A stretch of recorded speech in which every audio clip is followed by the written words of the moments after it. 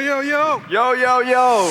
How you doing, blockchain people? Absolutely right. Before I go, I saw your Instagram. I'll stand here in the center. I saw your Instagram. Many people saw your Instagram. You're the one who was rapping. Trying to, yeah. Trying to rap. I'd like to hear what you think of your partner in crime in terms of his rapping. Now, be honest. I think be clearly honest. Let us know. Look, he went off and started spitting those bars straight up. We were on the road on Sheikh Zayed Road. I was like, I hit the beat. We put, Biggie Smalls on. He went on the beat, started spitting those bars. I think he's a brilliant rapper. He knows how to do it on the spot. So let's give it up for him, Mr. Thanks, Big man. D. Thanks. Okay, right. Some of us may have other opinions of your rapping, but I'm sure keep going, and maybe you can swap that career from a podcaster to rapper. Ladies and gentlemen, once again, put your hands together for the Crypto Sheikhs. Thank you so much. Thank you all for being here.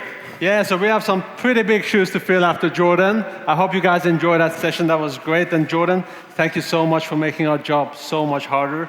Yeah, I think the only way we can do better now is if he does a striptease or something. Yeah, unfortunately, that's not going to happen, ladies. Not tonight. So let's get straight to the point. Today, we're going to be talking about NFTs, DAOs, and how you build a community, both online and offline, in the metaverse.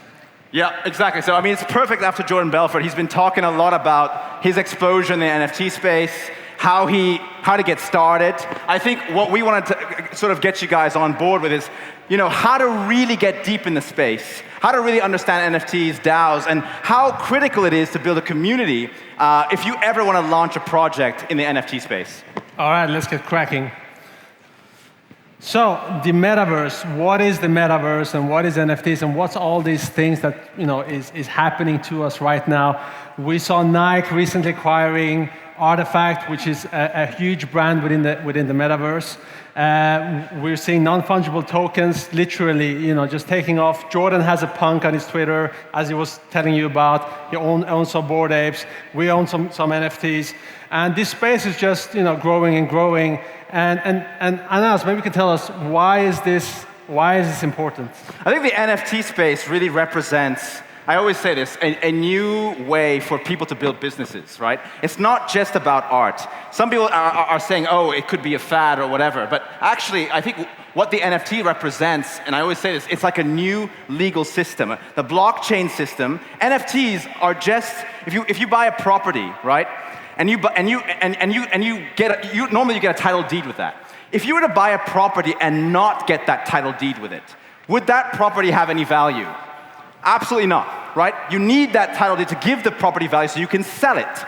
NFTs are doing the same thing for art right now, and in our view, it'll be something that'll enable all kinds of assets to be bought in the future. Yeah, and as Jordan mentioned, there's more and more companies getting into the metaverse. As you saw, Facebook changed their name to Meta. Helicon NFT is in the metaverse. And we believe that the future of society and how we spend our time is going to be more and more in the metaverse rather than in the physical world. So that is why I think it's important for everyone to understand what's the implications for you, what's the implications for your business, and how can you take advantage of this once-in-a-lifetime opportunity. So actually, let's talk about non-fungibility. So we hear NFTs all the time, and I don't think anybody here has really defined it. So I think one of the best ways to define anything is to use a visual example. So I guess everyone recognizes the lady on the picture, and if you don't, it's the Mona Lisa. Obviously. So there's two ways of perceiving value. There's subjective value and there's objective value. Now, what's the difference? Subjective value is when I look at that painting, I might think it looks like shit. Anas might think it's the most beautiful painting in the whole world and it's worth millions. That's a subjective value. But then we have something called objective value. So what's objective value? Anas. So, the US dollar. So I happen to have $200 bills in my pocket. We have $200 bills here, right? If I exchange this $100 bill with Danosh right now, they're exchangeable, right? So that $100 bill doesn't buy any more than this $100 bill. What this is fungibility. Two assets that are interchangeable with one another.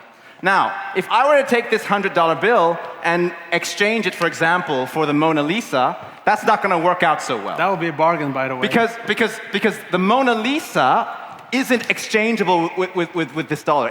It's non-fungible, right? It's got characteristics that make it limited in supply. It's a painting by a very famed painter, Leonardo DiCaprio. Sorry, Da Vinci. No, it was Da Vinci. Brad Pitt. Da Vinci. And so that I just want to sort of cement this idea of non-fungibility. It is a characteristic that makes an asset non-changeable, interchangeable with another asset. Correct. All right, so now you understand what non-fungible means. Now, maybe we can explain what a non-fungible token is. Well, effectively, it's a token. So, right now, the NFT market is very much being built on Ethereum, and to some extent, Solana and some other blockchains. Ethereum is like a world computer. It's effectively like a platform. Imagine it whereby, I like to talk about Ethereum in the sense of like a comparison to Apple. Apple has the Apple Store, right? And you can launch an app on the Apple Store. But what's interesting about Ethereum is that it's decentralized. So anyone can build a project on the Ethereum blockchain, right? And what's being built right now are loads of NFTs, because Ethereum enables smart contracts, right? That's what's fundamental right now to the creation of these tokens. What we're doing with NFTs, with non-fungible tokens, is we're taking an asset and we're tokenizing it so that it's digital, a digital representation of that asset. And because it's a token, it can be sent in the form of a cryptocurrency to anybody on the blockchain. All right, so let's talk about the importance of online communities for NFTs in particular. Not just NFTs, but the metaverse as well. If you run an NFT project, or if you want to be successful with NFTs, or you have a metaverse project, you have to be on Twitter, at least for the moment. And it might be that this changes in the future. Wait, I'm going to stop you right there. All of you in this room, if you're not on Twitter, you are not taking the right step in the crypto space. You are not adequately embedded in what's happening in the crypto space. If you want to build a successful company in the crypto space, no matter what, you 100% need to be on Twitter. You also now need to be on Discord. Twitter is crypto Twitter is very, very close to, it sort of captures how the markets are moving on a daily basis. But the critical part is what we're going to be talking about later on, community building. In this new world that we're entering, the Web3 world that Jordan Belfort was talking about, the Web3 world is very much a world for the creator economy, right? And the creator economy is built on community building and the right communities. If you have a community, you can sell your products, whatever it is, directly to your community and do very well. Yeah, so I know a lot of people are not comfortable with Twitter. A lot of people haven't even used Discord.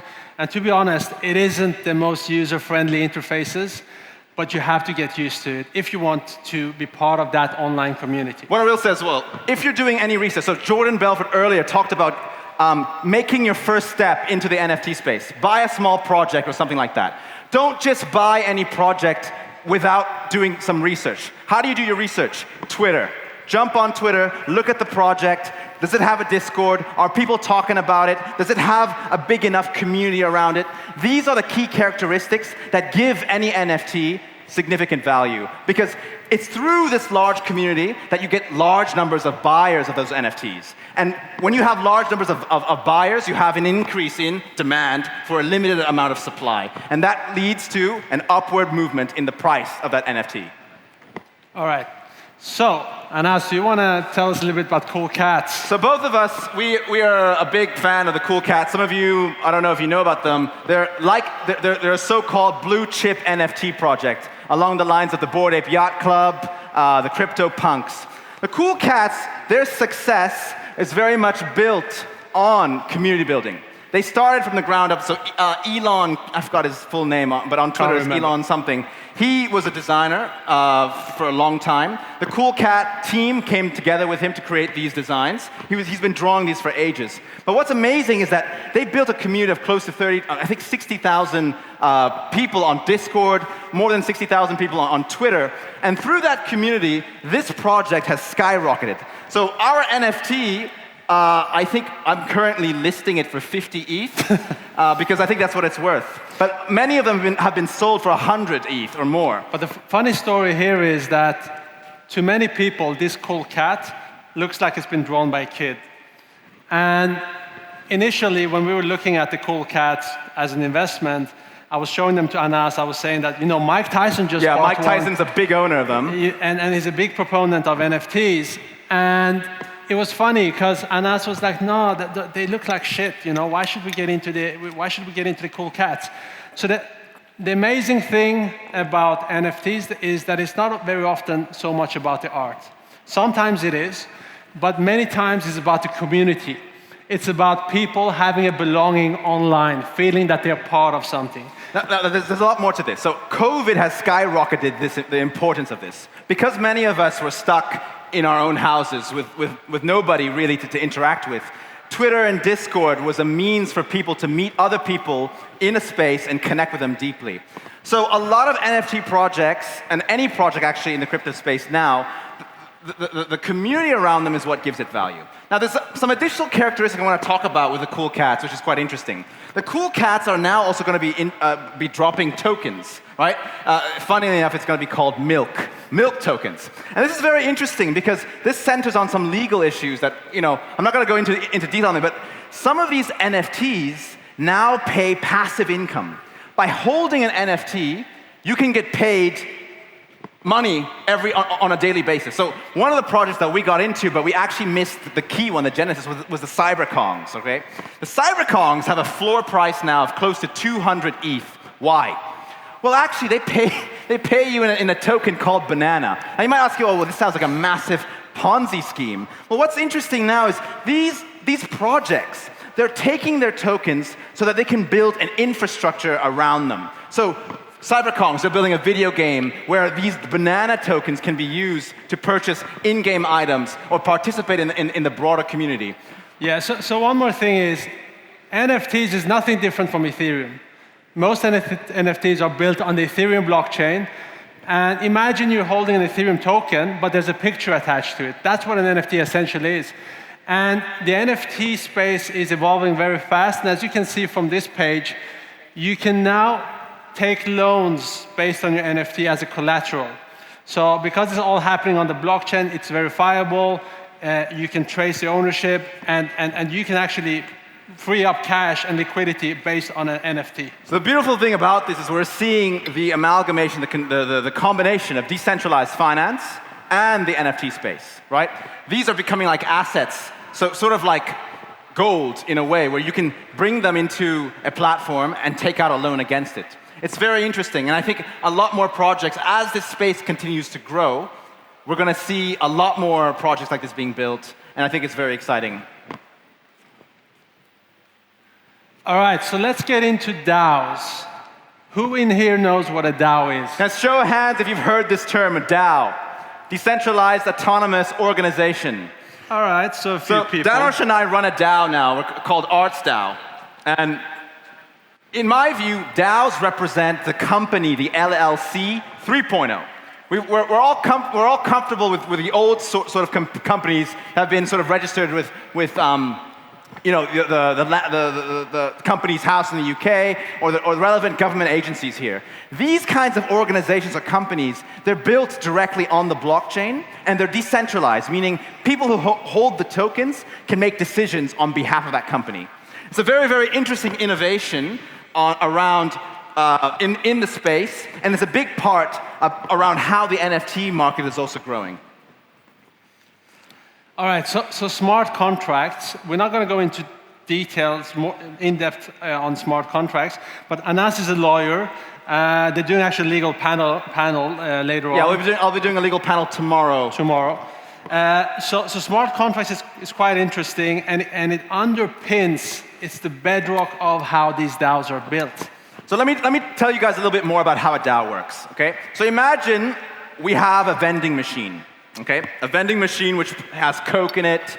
What does it need? It needs electricity to get the vending machine to work, but it also needs cash, right?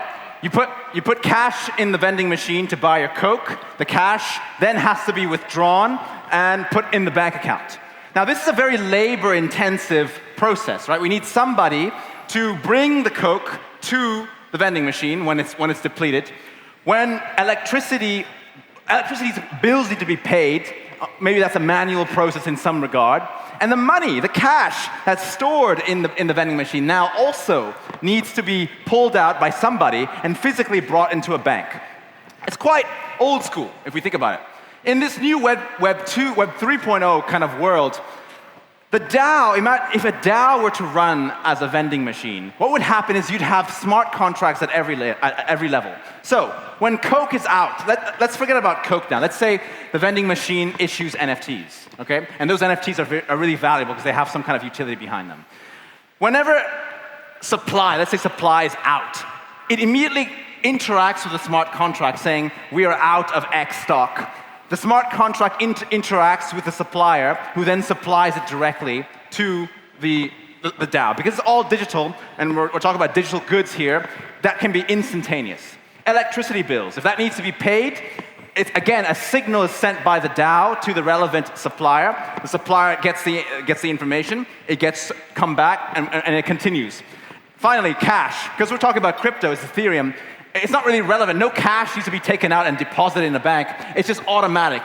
And the DAO has an accounting system built on Ethereum that allows it to go automatic. So this is the key term here with autonomous. Yeah. It's a decentralized, autonomous organization that runs on its own. And what's interesting is these organizations are changing the way organizations are being run. This is the future of how many organizations will be run in the future. The power from the top will be distributed to the members of that organization. So imagine you're having a board of directors that are making the executive decisions in the organization. Now, with a DAO, all the people that hold the token, a governance token, so if you look at all these companies These are here, example DAOs. they are all DAOs with governance tokens where the members of the DAO can vote on important decisions in the company. We have seen DAOs where the chief executive officers or the CTO or the C-suite level people have had to step out because people in the organization have voted them out. This actually happened this week. Anybody here know Sushi Swap? Sushi Swap. So it's actually the logo up there in the right corner. Sushi Swap CTO resigned this week because the DAO members voted on a resolution against him. He on Twitter, he resigned. He had to go out because the DAO members, and what's funny is Sushi tokens skyrocketed when he resigned. So it's also a very interesting disruption of the corporate C-suite in a way, because if you're a C-suite member, you can't really hide behind the black box of the old corporate structure. DAOs require an element of publicity on the blockchain that maybe in some ways will sort of encourage better behavior. Yeah. So we talked a little bit about communities, and both me and Anas, we're the co-founders of ArtsDAO. So ArtsDAO is basically a DAO for people interested in creating art in the metaverse, obviously, but not just art, any type of metaverse project. So what we realized is the importance of community building is so important for any future organization that is going to be present on the metaverse. So we try to not just create a community online. So we talked about Twitter, we talked about Discord, but it's equally important to create a community in the physical world. Yes. Because a lot of people, they still meet face to face, especially with Corona. They want to meet. As we spoke, people want to have a large circle of friends that are like-minded, that have the same interest. So what we do is we bring collectors, we bring artists, we bring different projects together, we have sponsors, and this DAO, we envision that this will turn into an investment DAO, where you can, as an investor, invest in fractionalized NFTs. And we haven't talked about fractionalized NFTs, but generally speaking, imagine CryptoPunks. A CryptoPunk costs $1 million. Not everyone can invest $1 million in a punk. Maybe Jordan can afford one. but a lot of people would like to have exposure to it from an investment point of view. So what you do is, with fractional NFTs, you go together, you pull together funds, and you invest it, and it's all on the blockchain, and all the voting happens within the DAO. Yeah, so this is a very important concept, actually, because DAOs, let me just talk a little bit more about DAOs here. DAOs aren't necessarily, you can have a DAO for anything. So I was interviewing a candidate the other day for our company, and he started a DAO to fund trips to the Alps for skiing. Yeah. Remember the key word in DAOs, organization. As long as you have a community of people who have a common interest, you can form a DAO to fund that interest, right? So in his case, the members of this DAO, there were just 15 people, they all supply an equal or different amount of ETH. This ETH is then used in the DAO to regularly and autonomously every year ensure there is a booking for them in the Alps so they can ski. It's wonderful, right? It's wonderful that they have this, right? And there are other kinds of DAOs. You have DAOs that are trying to address climate change right now. Klima DAO, right? So the DAO is set up with sort of from a charitable perspective, right? Contributors and members vote on the charitable kind of direction of that DAO. Of course, you have the investment DAOs, right? Some of the most famous DAOs out here, and I also want to encourage all of you to get involved. The best way to actually get exposure is to jump on Twitter or jump on Discord and explore that DAO. So let's say Flamingo DAO or Pleaser DAO. There are loads of DAOs, just look them up. Jump on the Discord, you'll be surprised at what you'll find out. You sit in that Discord, you'll connect with different people. And actually, this is also, I want to talk another thing, jobs. You think the only job in crypto is being a trader, or flipping NFTs, or being a developer, or being a Solidity developer? No. The companies in the Web3 world also need normal people who do everyday jobs, right? And DAOs are we're employing people right now. We're looking for people who can help us with community building. We're looking for people who can help us on the ground, all kinds of things. I know a couple of people who just sit in DAOs all day, and they freelance for a bunch of different DAOs, doing maybe this job, doing a bit of web development, maybe doing a little bit of there are all kinds of things that can be done. So I encourage everyone here, jump on Twitter, jump on Discord, explore this community. You'll be absolutely sort of blown away by what you might find, what kind of jobs you might find as well in Web3.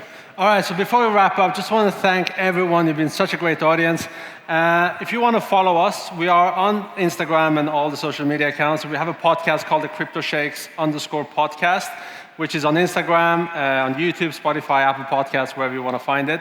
We also have an Instagram page called ArtsDAO, which we use to share art. We post about our meetups, events, and if you want to get more involved, feel free to reach out to us. But before we finish off completely, I would like to open up for questions if anyone has any questions they would like to ask. Do you have a mic? Yeah, so where's the mic? Is there a mic? I think she has a question. Is there a mic? Anybody got a mic? No? No, there's no mic. Oh, okay. All right, just send us a DM, Crypto Sheikhs _podcast or ArtsDAO, and we'll sort you out. Let me just say a couple of things about ArtsDAO. So firstly, we actually run one of the biggest NFT communities in Dubai. It's quite exclusive because we try to handpick the people who come into this community. The reason being is it's a community full of the top collectors, people who own punks, people who own apes, blue chip projects, but also artists. We, the ArtsDAO, what we do is we invest in a number of artists and art projects. And we're also sort of like a Y Combinator, a launch pad, an accelerator for NFT projects. And we specifically try to build generative art, which is the kind of art that has been created on Ethereum. So the punks, art blocks, these blue chip projects, they're all generative art, meaning you generate them at the mint. When you're there minting it, nobody knows what the art looks like until you click mint, then it comes out. So every month we host an event and a meetup, and all of us are very, very sort of friendly with one another. We bring all the collectors and the NFT artists together in a common place. Recently, we hosted at the Arts Club in DIFC. And we're building this community from the ground up. We want to expand it, and so wanted to share this with all you guys. If any of you are big in the NFT space, or you're an NFT artist, and you're looking to get more exposure, or you're a traditional artist looking to launch your NFT your generative project, feel free to come speak to us. We'd love to have a chat, maybe buy a little bit of your work. And yeah, I hope you guys enjoyed this session and found it informative. Thank you so much, guys. Thank you.